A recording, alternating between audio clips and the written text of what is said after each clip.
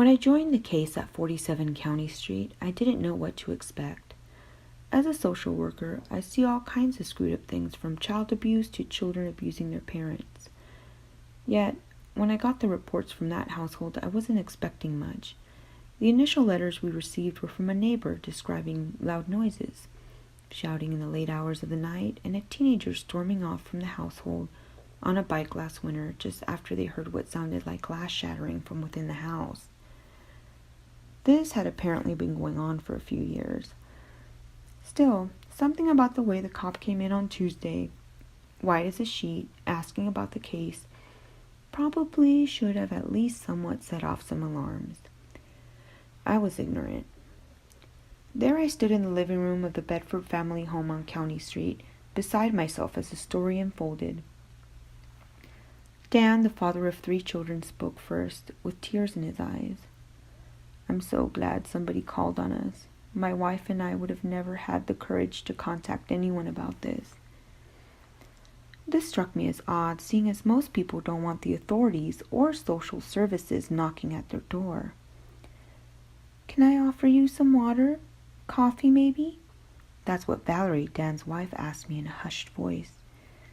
They both looked exhausted and unbathed, like they'd just been stranded on an island for weeks and were just rescued by me. They seemed indifferent to their surroundings, calm at the moment, but the tension was kinetic. "No, thank you." I passed up the offer. I wasn't comfortable accepting anything from the couple just yet. "Tell me, as we need to get started here, what are your children's names and how old are they?" I already had this info, but I needed to survey how these two reacted to questioning. Valerie answered me. "Well, Damien is 17. He dropped out of school last week, but he's not here today. And there's my little sweetheart, Kelsey. She's 11. She's with her grandmother for the weekend." "It's Wednesday, ma'am?" "Oh, right. I'm sorry. She's with her aunt. I lose track since they're never here anymore. She'll be home soon, though." Her husband stared at her intently, almost not staring at her at all, more like through her. I took note of all of this. "Please note that you're being recorded for this interview. I apologize if I'm mistaken, but it says on file here you have a 3rd child?" They both stared coolly into my eyes. A chill ran up my spine, and my left leg went numb. This is a feeling I would get as a child if I ever made a joke that offended anyone. Except now at 34.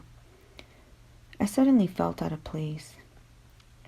"Jessica," they both spoke in unison. I relaxed slightly. "Jessica, okay, yes, I have that here. 7 years old?" They nodded together, their faces twisted into an uncomfortable expression, both suddenly wringing their hands. Dan glanced over at the staircase to his left, I guess to silently signal us to Jessica's whereabouts. She's up there," Valerie told me, suddenly sobbing. A pang hit my heart like knuckles to a tetherball. I could feel my emotions swirling around my ribs.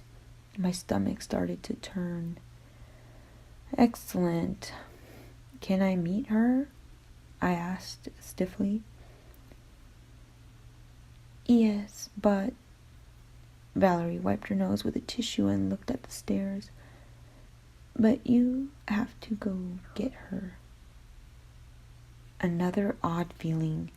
I was beginning to get suspicious, but I wasn't sure just what I was getting suspicious of. These two seemed like a train wreck, and I was certainly the one to judge. Still, they didn't seem like bad people. They felt like victims to me. I decided to accept their request. "Okay, where upstairs is she? In her room?" I scratched at the back of my neck as I do when I'm not comfortable. "Yeah," they both answered at the same time again. I stared at both of them for a bit before standing up and heading towards the stairs. Clang! My heart jumped as my foot hit some metal across the floor. I looked down to see an empty pet dish of some kind. "Don't worry. Sorry about that." Dan picked the dish up off the floor for me. "That's our cat, Evie's dish." I nodded, but didn't respond. I just climbed the stairs to the top floor. The creaks of the steps were eerie and loud as I made my way up to a dim, badly lit hallway. I couldn't quite collect my thoughts. There was something strange going on, but I didn't know what. Why were they sending me up to meet with their daughter? Why couldn't they retrieve her for me? Why did I accept the request? Upon checking out the long hallway, I noticed one door at the end. It was bedazzled with stickers and letters, appearing to be a very normal young girl's room. The letters spelled out Jessica's name, except the S next to the E was missing. I also noticed there appeared to be no light coming from within the bedroom. I was taking mental notes of everything from my report. I opted for knocking on the door out of respect, but received no reply. After 3 or 4 times, I decided to just open it, figuring they were wrong about her whereabouts. The door slowly creaked open under the grip of my left hand. My other hand clutched my clipboard, perhaps tighter than it should have. Just as I expected, the room was dark. Only a small amount of moonlight shined in from the cool autumn night. I found a switch on the wall to my right and clicked it on. Holy hell! My heart skipped a beat, as what I saw in the center of the room was unexpected. A little girl with dark brown hair sat cross-legged on the bed, smiling at me. I didn't notice her before with the lights off. I was startled, but I couldn't be stirred. "I'm sorry, Jessica. I didn't think anyone was in here." "Hi," is all she said, still smiling at me. "Hi.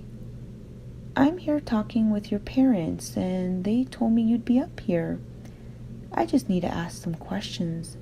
Is that okay, Jessica?" "Is this like a game?" she asked. The smile never left her face. The problem is, what seemed like a happy smile at first suddenly seemed a little off. I'm not sure what the feeling was that I was getting, but it definitely made me unnerved. Not exactly, but it will only take a moment." She just stared at me, with her off-kilter smile never changing. I moved towards the dresser across from her bed and pulled out my pen. "Jessica, how are you feeling today?" "Hungry?" I blinked a couple times. "Hungry, huh? Okay. Haven't you had dinner yet? It's pretty late right now." "They had dinner, but I feed myself." I blinked at her again. "They don't feed you?" "That's okay. I eat whenever I want." That smile on her face, it sent chills down my back, much cooler than the air outside. I cleared my throat a little. "Do you like your parents?" I asked. "I used to." She dipped her head down a little bit, looking at me with her neck arched, still grinning as ever. "Jessica, I need to get the full story here so I can make sure we find out what's going on, okay? If you're honest, I can help you." Still smiling away, she nodded. "Where are your brother and sister today?" She didn't reply. I noticed the cat jump on the bed and lay by the post. It was staring up at Jessica. "Oh, I see you have a little friend. Do you like your cat?" Jessica's grin grew wider and her eyes flashed with mischief. Then she tilted her head to the side and spoke, but not in her own voice. This voice was deeper and gravelly. "I'm hungry." That's when she snatched the cat up from the bed and pulled its neck to her mouth. She crunched down, causing the poor thing to hiss and screech with agony. I gasped and fell back against the dresser. Jessica tilted her head back and gave the most maniacal laugh I've heard in my life. Blood was dripping from her teeth and lips. She took the cat in both hands as blood splattered onto the bed. Then I heard a snapping sound, and the poor creature went silent. Jessica flopped down onto her stomach, continuing to bite into the cat's fur and flesh. I could hear her lips and teeth smacking and crunching. That's when I puked all over the goddamn floor. After spilling my guts, I lunged for the doorway, colliding with the opposite wall just outside. I stumbled and stomped my way back downstairs to where Dan and Valerie were sitting. They both just looked at me, obviously, knowing I had just witnessed the reason for their strange behavior. I looked at them both, not one of us saying a word for the longest time. Finally, as I began making my way to the door, Valerie spoke. "Wait!" she exclaimed. I turned around, my hand on the doorknob, fear still present in my watery eyes. Valerie looked at me with the saddest face, gripping her husband's arm so tight, and said, "Aren't you going to help us?"